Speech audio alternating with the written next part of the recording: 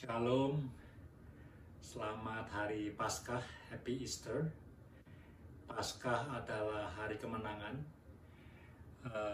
Kita memperingati Yesus yang telah bangkit dari kematian. Dan kebangkitannya itu mengatakan bahwa dia menang. Dia menang atas dosa dan dia menang atas akibat dosa, yaitu maut. Jadi setiap orang yang percaya di dalam nama Tuhan Yesus adalah orang-orang yang menang, ya. Orang-orang yang bisa mengatakan tidak kepada dosa, dan orang-orang yang meskipun secara jasmaniah pada satu waktu akan mati, tapi diberi pengharapan yang pasti akan hidup kekal di surga bahagia bersama Tuhan Yesus. Nah, saudara, hari ini kita akan sedikit belajar dari kisah Lazarus yang dibangkitkan oleh Tuhan Yesus. Ada kisahnya dalam Injil Yohanes pasal yang ke-11, ayat yang pertama sampai yang ke-44. Jadi panjang ceritanya. Oleh karena itu, saya tidak akan membacakan ayat-ayatnya, tapi saya akan menceritakan dengan singkat apa yang terjadi pada waktu itu. Jadi Lazarus itu tinggal di sebuah desa atau kota kecil yang bernama Betania, Bethany. Dia itu adalah saudara dari Maria dan Marta. Jadi Maria, Marta, dan Lazarus adalah kakak beradik yang sangat dikasihi oleh Tuhan Yesus. Jadi mereka bertiga ini orang-orang yang disayangi oleh Tuhan Yesus. Nah, pada suatu hari dikatakan bahwa Lazarus itu sakit, dan nampaknya sakit keras begitu ya.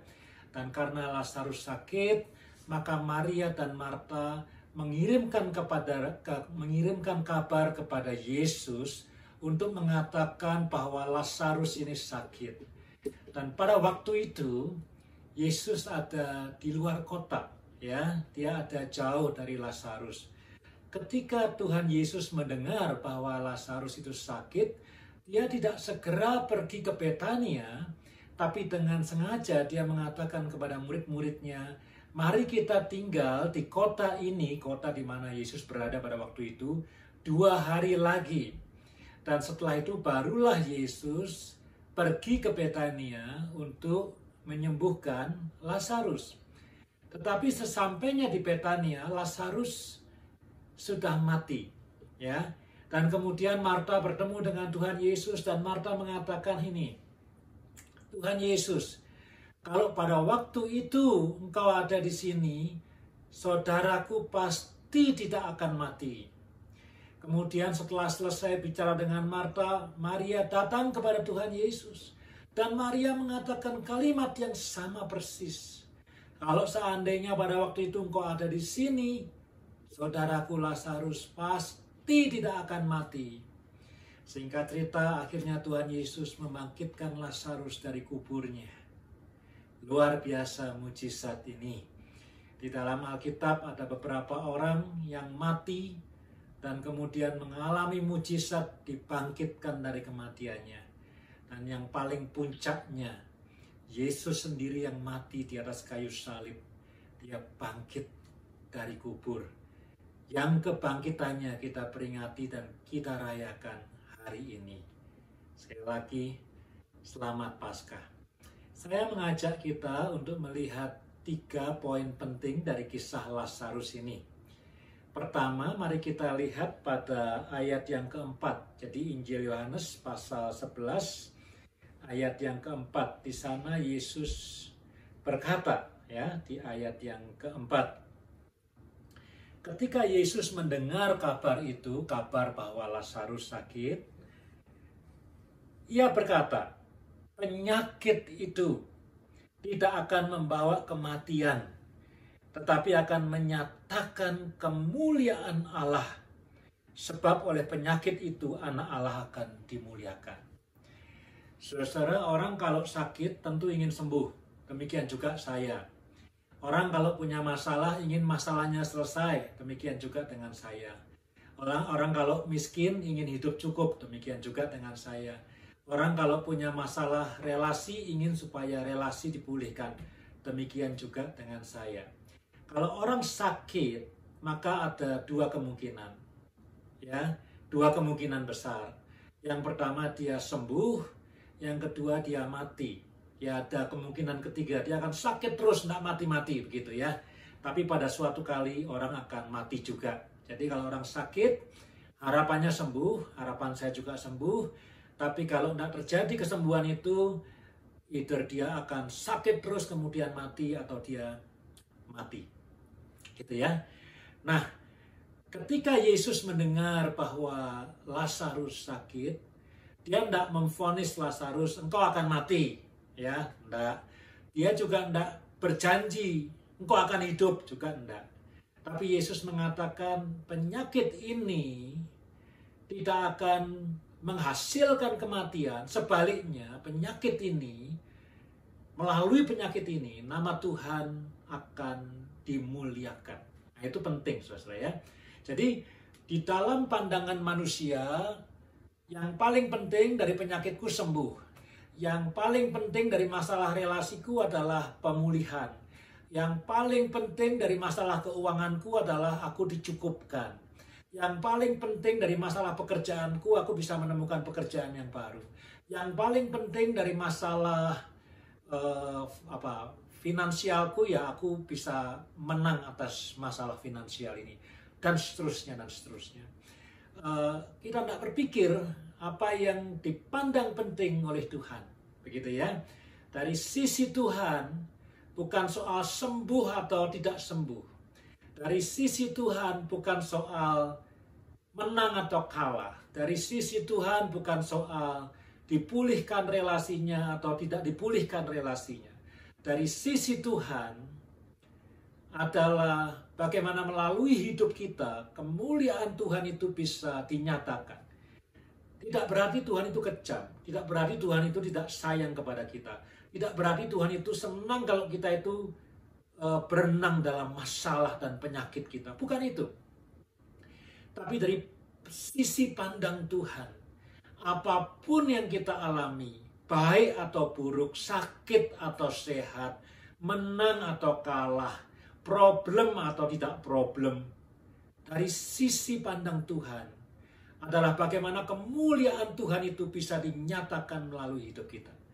Dan itu adalah nilai yang tertinggi dari kehidupan kita selama di dunia ini. Ingat loh ya, Yesus bilang, kamu adalah terang dan garam dunia. Ya, jadi kamu harus menerangi dunia, kamu harus punya pengaruh yang baik untuk dunia ini. Ya, sakit atau sehat, kamu adalah garam dan terang dunia.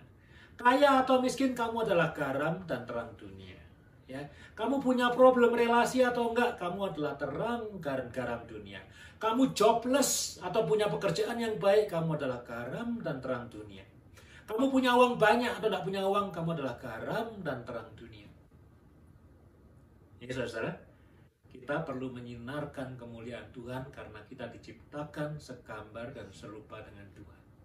Itu yang paling mulia dalam hidup ini. Pernikahan kita menjadi pernikahan yang sangat bernilai kalau melalui pernikahan itu Tuhan dimuliakan. Pekerjaan kita menjadi pekerjaan yang sangat bernilai, bukan kalau gajinya tinggi, tapi kalau melaluinya Tuhan dimuliakan. Kesehatan kita, tubuh kita menjadi sangat bernilai, bukan kalau sehat atau sakit, tapi kalau melaluinya Tuhan dimuliakan. Nah, itu poin yang pertama. Ya, tujuan Tuhan di dalam hidup kita adalah supaya melalui hidup kita namanya dimuliakan, dunia yang gelap diterangi, dunia yang kacau balau dipengaruhi dengan kebaikan. Kamu adalah garam dan terang dunia. Yang kedua, mari kita baca ayat yang ke-15. Di sana Tuhan mengatakan, tetapi syukurlah aku tidak hadir pada waktu itu, pada waktu Lazarus sakit. Sebab demikian lebih baik bagimu, supaya kamu dapat belajar percaya.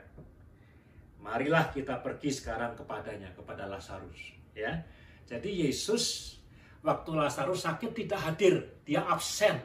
Tapi dia berkata, syukurlah aku absen.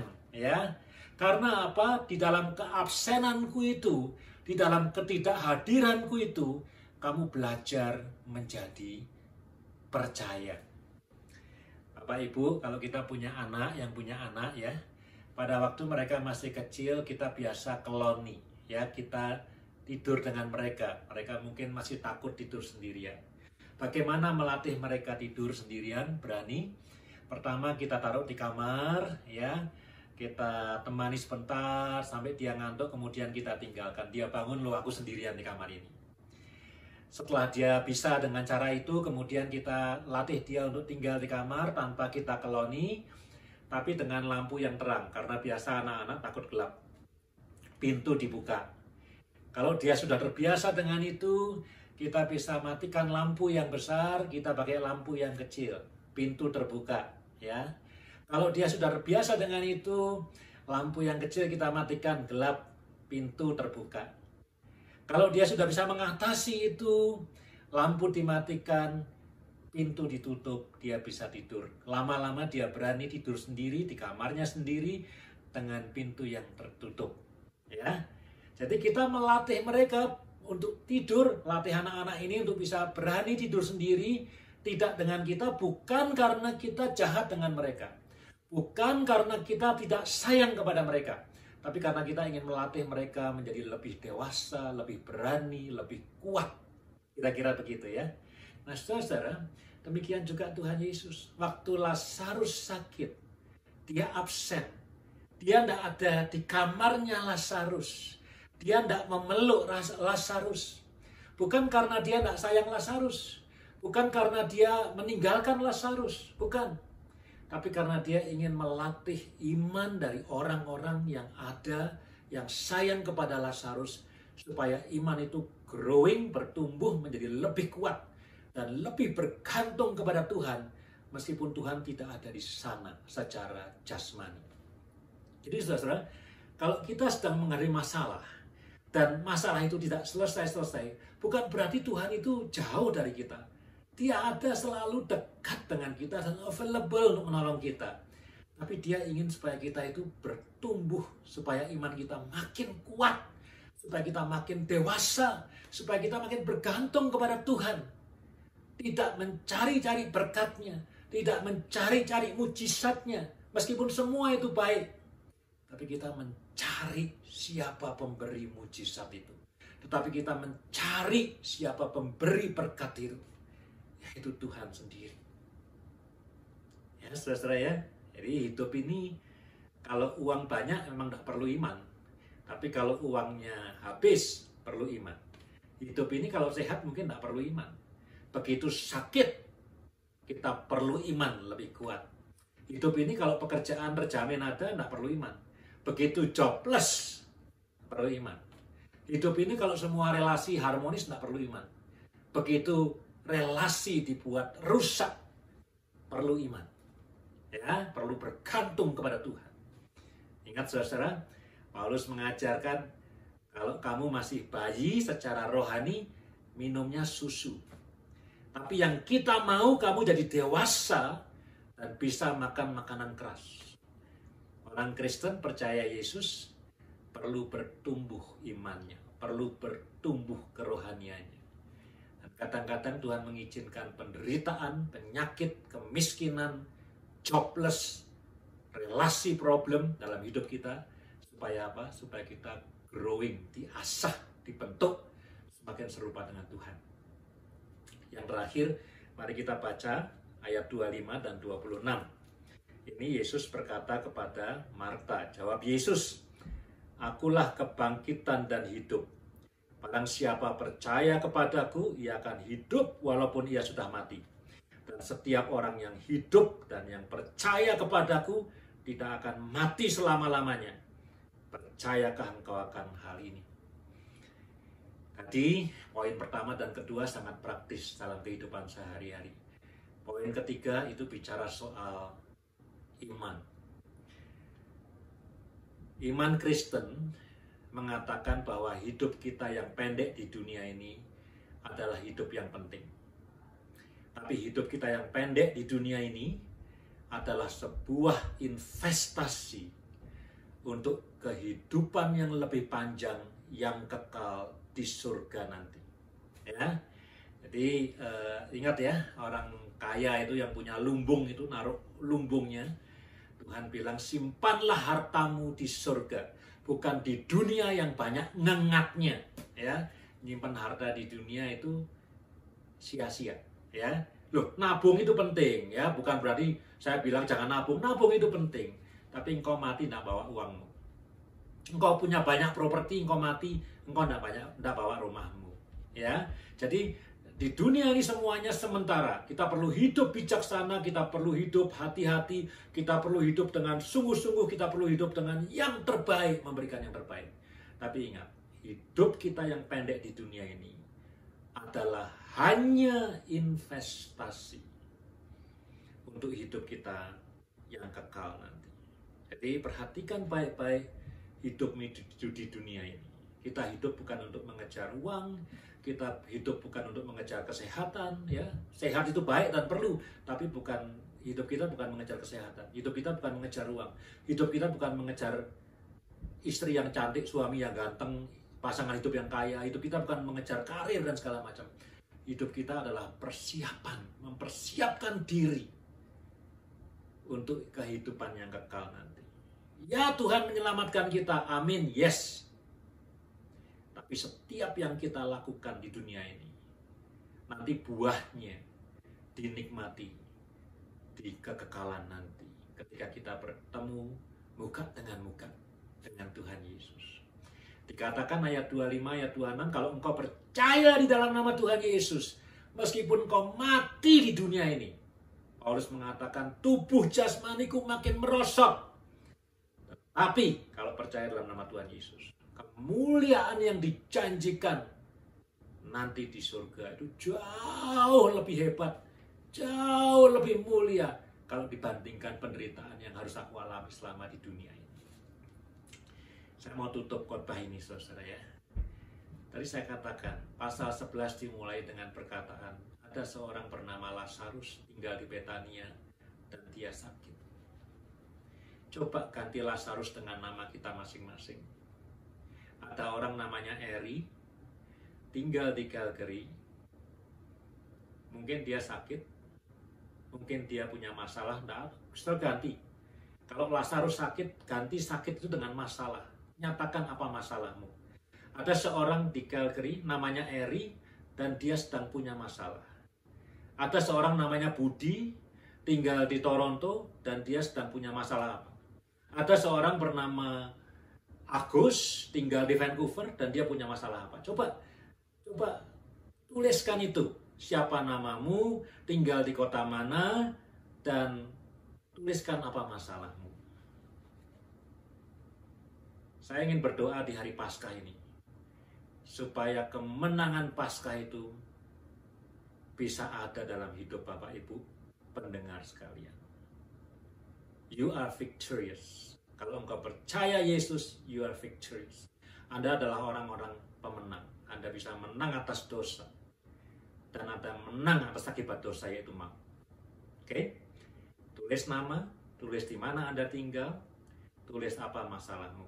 Aku berdoa kiranya Tuhan melakukan mujizat yang sama seperti yang Dia lakukan kepada Lazarus, kepada Anda juga. Tapi, perhatikan ini. Bahwa masalah yang kau hadapi hari ini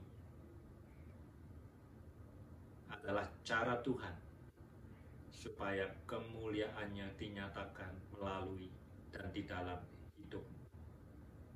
Jangan pernah lupa itu. Apapun masalah yang kau hadapi, Tuhan ingin memakainya supaya kemuliaannya diberitakan melalui hidupmu dan hidupmu. Yang kedua, apapun masalah yang kau tuliskan di kertas tadi, atau yang kau nyatakan lewat mulutmu, apapun masalah itu, seberat apapun itu, kalau itu belum selesai, bukan karena Tuhan tidak menyayangimu, bukan karena Tuhan jauh daripadamu, tapi karena Tuhan ingin engkau bertumbuh di dalam iman dan percayamu kepada Dia.